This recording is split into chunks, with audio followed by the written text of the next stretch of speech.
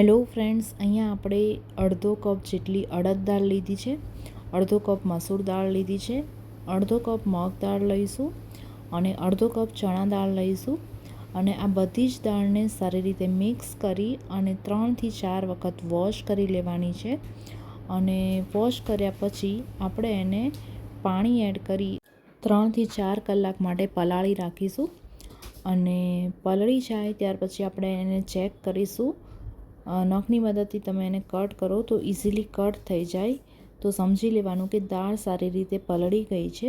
અહીંયા હું તમને ચેક કરીને બતાવી દઉં છું। 3 થી 4 કલાક થઈ ગયા છે અને આ રીતે એકદમ ઇઝીલી કટ થઈ રહી છે, મીન્સ એ પલળી ગઈ છે અને પીસવા માટે રેડી છે। તો આપણે આમાં એક્સ્ટ્રા વોટર કાઢી લઈશું અને જે દાળ છે એને મિક્સી જારમાં એડ કરી અને દહીં કે છાશ એડ કરી એને પીસી લેવાની છે। અને અહીંયા એક વાતનું ધ્યાન રાખવાનું છે, દહીં અને છાશ તમે જે પણ લો એ ખાટું લેવાનું છે, જેથી કરીને ખાટા મીઠા ઢોકળા કે હાંડવો જે પણ તમે બનાવો એ ખૂબ જ ટેસ્ટી બને। અહીંયા આપણે ચોખાનો બિલકુલ પણ યુઝ નથી કર્યો, એકલી મિક્સ દાળની મદદથી જ આપણે આજે હાંડવો બનાવવાના છે। તમે આ બેટરમાંથી ઢોકળા પણ બનાવી શકો છો અને આ જ રીતે આપણે જેટલી દાળ છે એટલી બધી જ દાળને 1 બાય 1 બેચીસ કરીને એને પીસી લેવાની છે। બધી જ એકસાથે નહીં પીસીએ, જેથી કરીને સારી રીતે પીસાય। અને આનું જે બેટર છે એ આપણે થોડું એવું દરદરું જ રાખવાનું છે, એકદમ ફાઇન પેસ્ટ નથી બનાવવાની, કેમ કે ઢોકળા અને હાંડવાનું આ જ રીતનું બેટર હોય છે। તમે જોઈ શકો છો આની કન્સિસ્ટન્સી એકદમ દરદરું નથી અને એકદમ ઝીણું પણ નથી, મીડિયમ ટાઈપનું આ બેટર છે।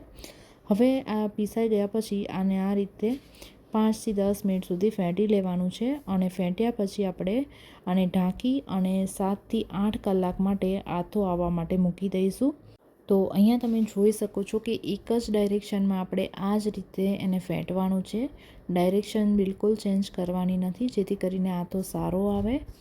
અને આ રીતે આપણે ફેંટી લીધું છે અને એમાંથી મેં હાંડવો રેડી કર્યો છે અને હાંડવાનું બેટર કેવી રીતે મેં બધા મસાલા એડ કર્યા એ પણ હું તમને કહી દઉં છું। મીઠું, મરચું, હળદર અને બાકી કોઈ પણ મસાલા તમારે એડ કરવા હોય તો તમે કરી શકો છો, આદુ મરચાંની પેસ્ટ એ બધું પણ તમે આમાં એડ કરી શકો છો। અને એક પેનમાં તેલ ગરમ મૂકી એમાં રાઈ એડ કરવાની છે, રાઈ ક્રેકલ થઈ જાય એટલે તલ એડ કરી અને હાંડવાનું થોડું એવું 2 થી 3 ચમચા બેટર એડ કરી એને સ્પ્રેડ કરી દેવાનું છે અને આ રીતે એક સાઈડ એને પકાવવા દેવાનું છે। એક સાઈડ સારી રીતે થઈ જાય પછી એને પલટી લેવાનું છે, આના ઉપર એક ઢાંકણ પણ ઢાંકી અને આ રીતે તમે રાખશો તો જલ્દીથી એ થઈ જશે।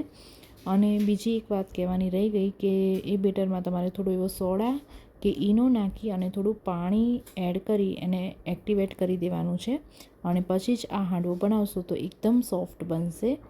અને તમે જોઈ શકો છો ખૂબ જ સોફ્ટ આપણો હાંડવો રેડી છે। બાળકોને તમે લંચ બોક્સમાં પણ આને આપી શકો છો। ઢોકળા પણ આવા સોફ્ટ થતા હોય છે આમાંથી, તો એ પણ તમે ટ્રાય કરી શકો છો। અપ્પમ વગેરે પણ આમાંથી બનાવી શકો છો, વેજીસ વગેરે પણ તમે આમાં એડ કરી શકો છો, જે રીતનું તમને પસંદ હોય એ રીતે તમે આને બનાવી શકો છો અને વધારે હેલ્ધી બનાવી શકો છો।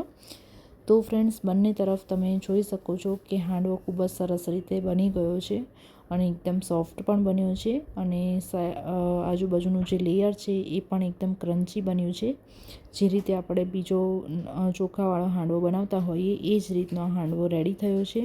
તો ફ્રેન્ડ્સ, તમને આ વિડીયો કેવો લાગ્યો કમેન્ટ કરીને જરૂરથી જણાવજો અને તમે એક વખત જરૂરથી ટ્રાય કરજો।